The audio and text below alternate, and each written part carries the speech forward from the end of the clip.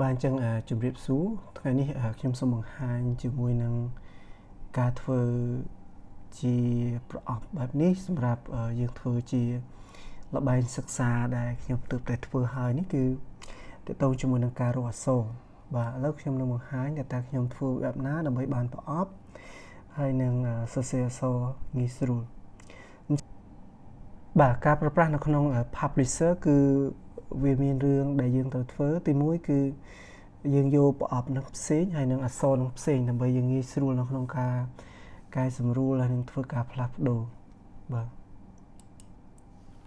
អញ្ចឹងដំបូងគឺយើងគូរប្រអប់គឺនៅក្នុង Home ហើយយកពាក្យថា Save នេះមកយើងជ្រើសរើសប្រអប់បាទដោយសារខ្ញុំចង់បានប្រអប់ដែលមានកែងហ្នឹងមិនមែនជាជ្រុងទេបាទគឺវាអាចកោងបន្តិចអញ្ចឹងខ្ញុំជ្រើសរើសយកប្រអប់មួយនេះហើយគូរបាទខ្ញុំសូមគូរឲ្យធំទៅដើម្បីងាយស្រួលអញ្ចឹងពេលដែលបានប្រអប់បែបនេះវានឹងចេញពណ៌លឿងនេះអញ្ចឹងពណ៌លឿងនេះគឺជាកន្លែងដែលអាចទាញទៅបាទធ្វើឲ្យជ្រុងនៃប្រអប់ហ្នឹងគឺមានរូបរាងមិនបានន័យថាវាអត់កែងប៉ុន្តែវាកោងបន្តិចហើយទាញតាមអ្វីដែលត្រូវការប្រើបន្ទាប់មកវាចេញមុខងារថ្មីនៅក្នុងការផ្លាស់ប្ដូរពណ៌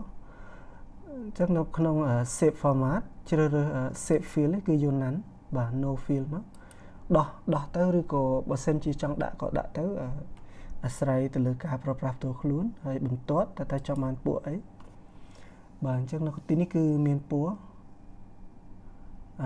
ជ្រើសរើសយកបានហើយបើសិនជាអត់មានទេយកមក color មកអញ្ចឹងយើងនឹងបានពណ៌ជាច្រើននៅកន្លែងនេះបាទនៅក្នុងនេះមាន standard មាន custom ហើយនឹងមាន Pantone បាទ Pantone វាជាកន្លែងដែលពណ៌លាយបាទមានពណ៌លាយស្រាប់អញ្ចឹងខ្ញុំយកធម្មតាឧទាហរណ៍ខ្ញុំយកទឹកប៊ិចហើយកន្លែងនេះក៏កន្លែង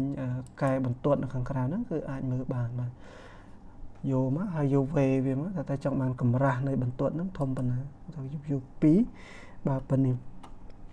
ហេតុផលដែលយើងអត់យកហើយសរសេរអក្សរនៅក្នុងនេះពេលខ្លះគឺវាពិបាកនៅក្នុងការធ្វើដោយសារតែ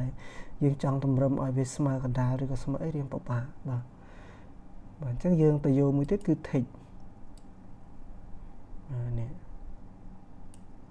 Text ហ្នឹងមកបាទ Text ហ្នឹងគឺដាក់វាចំកណ្ដាលទៅ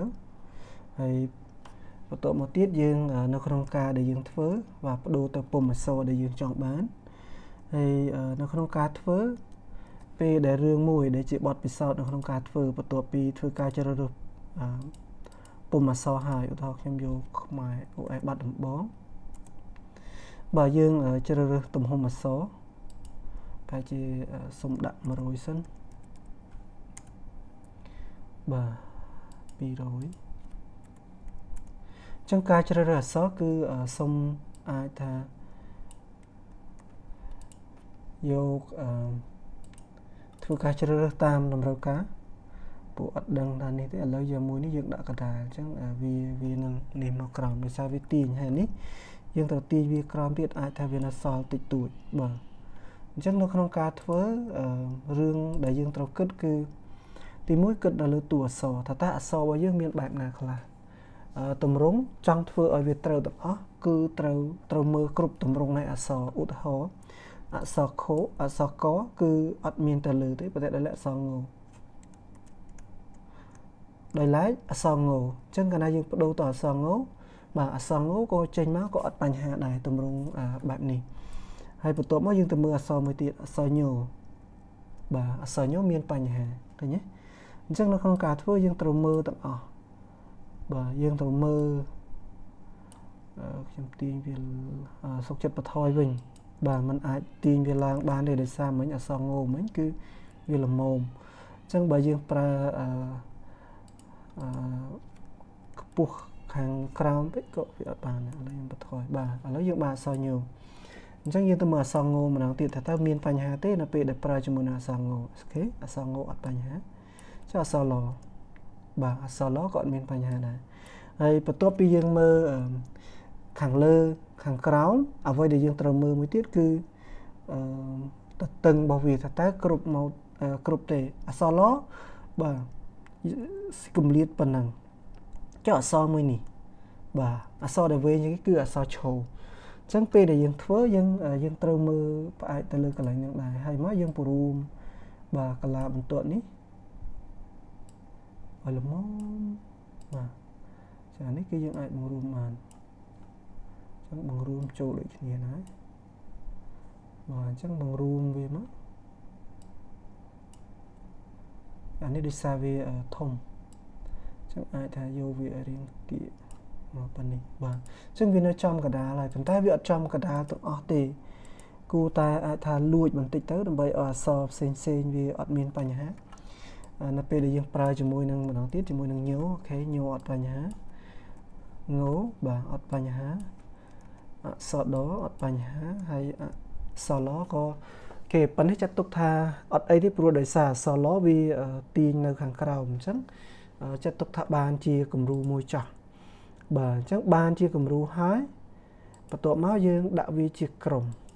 បានន័យថាចាប់វាជាក្រុមដើម្បីយើងងាយស្រួលដល់ពេលដែលយើងទាញវាទៅកន្លែងណាមួយអញ្ចឹងចាប់ជាក្រុមពេលដែលនេះមកបាទពេលដែលជ្រើសរើសនៅលើវាឬក៏ select នៅលើវានៅក្នុង home នេះវានឹងចេញកន្លែងនេះគឺជាក្រុមអញ្ចឹងចុចនៅលើវាទៅបាទអញ្ចឹងពីហ្នឹងពេលដែលយើងអូសទៅណាគឺវានឹងទៅជាមួយគ្នា